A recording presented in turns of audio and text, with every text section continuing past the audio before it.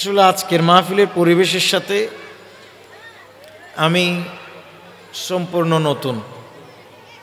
এরকম পরিবেশে আমি কখনো ওয়াজ করি নাই এবং করার কোনো ইচ্ছাও নেই, এবং এ ধরনের পরিবেশ হয়তো আপনাদের এদিকে আছে। আমাকে যেহেতু ওয়াজ করতে আনছেন, ওয়াজ মানি নসিহত, উপদেশ কিংবা নসিহত হিসাবে আমি আপনাদেরকে বলতে চাই, সেটা হচ্ছে এই যে আপনারা অডিয়েন্সটা করলেন, এটা সম্পূর্ণ হারাম। আমি এগুলোর বিরুদ্ধে জিহাদ করতেছি।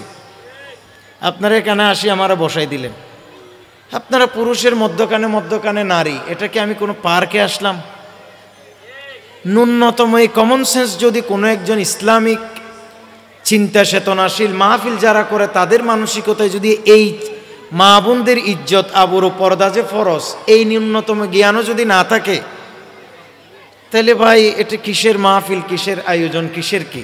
আপনারা আমার সাথে রাগ করবেন, কারণ রাগ করাটাই স্বাভাবিক, কারণ এগুলো সবাই বলতে পারে না এরকম, কিন্তু আমাকে তো বলতে হবে। এতগুলো মিডিয়া, এরা সবাই আমার বিরুদ্ধে কালকে দিয়ে দেবে, বন্ডামির বিরুদ্ধে কথা বলে, দেখেন নারী পুরুষ অবাধ মেলামেশার ভিতর ওয়াজ করে আইছি, তখন আপনারা কেউ আমার পক্ষে বলবেন না।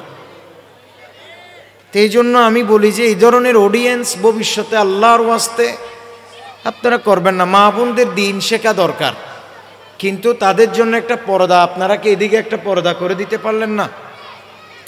এদিকে একটা সুন্দর করে পর্দা করে দিতেন, ওরা এই পাশে বসতো, পুরুষরা এই পাশে বসতো, সুন্দর। এখানে মধ্যখানে দেখতেছি মহিলা কতগুলো, আবার এদিকে দেখতেছি পুরুষ, এদিকে দেখতেছি মহিলা। এটা তো একটা হারাম সম্পূর্ণ। আল্লাহ আস্তাগফিরুল্লাহ, লা হাওলা ওয়ালা কুওয়াতা ইল্লা বিল্লাহ।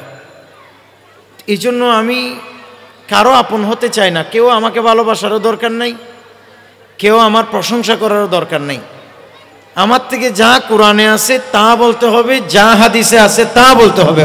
কথা বলেন ঠিক কিনা? কে ভালো বলে কে মন্দ বলে এসব গণার টাইম আছে? চোখ বন্ধ করে মরে গেলে আপনারা কেউ আপন হবেন? আপন হবে আল্লাহ এবং রসুল। কথা বলেন ঠিক কিনা? সেই সব মা বোনগুলো এক পাশে চলে যান, সব মা বোনগুলো এক পাশে চলে যান, এদিকে এসে একজন একটা কাপড় বাঁধি দেন, তারপর ওনারা পর্দা সহকারে দিন শিখুক। ওনাদেরকে দৌড়াই দিয়েন না, ওনাদের দিন শিখা বেশি দরকার।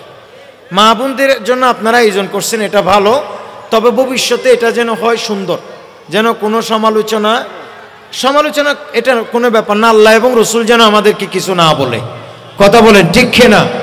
বাস মা বোনরা এক পাশে বসেন সম্পূর্ণ, তারপরে মা বোনদের জন্য আগামীতে আপনারা সুন্দর একটা ব্যবস্থা করবেন, প্রজেক্টর দিবেন, তারা ওখানে শুনবে, পুরুষরা এদিকে শুনবে, মাহফিলে তারপরে সুন্দর একটা ব্যবস্থা হলো। এগুলো কি পুরো একটা পার্কে যেন আমি একটা ডিসি হিলে আসছি।